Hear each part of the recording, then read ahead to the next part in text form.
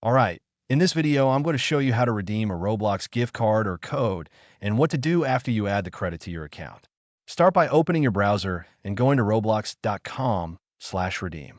Once you're there, log into your Roblox account or create one if you don't already have it. Take your gift card and find the PIN or code on it.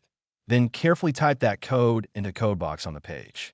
After that, click the redeem button, and if everything was entered correctly, you'll see a success message letting you know the credit has been added to your account.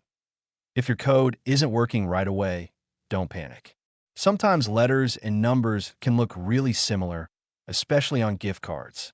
For example, what looks like a 0 might actually be the letter O. The number 1 can sometimes be a capital I. 2 can look like a Z. 5 can look like an S. 6 can look like a G or a Q. And 8 can look like a B. If you're having trouble, try swapping those characters and see if the code goes through. Once your gift card is redeemed, you can check your balance to see how much Roblox credit or Robux you have. Roblox credit can be used to buy a Roblox premium membership or to purchase Robux, as long as you have enough credit in your account. You can convert your Roblox credit in a few different places, like on the gift card redemption page where it shows available credit, on the membership page, or directly on the Robux page.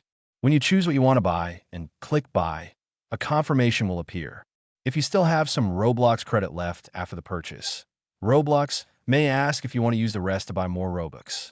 If you click Buy, the remaining credit will be converted into Robux.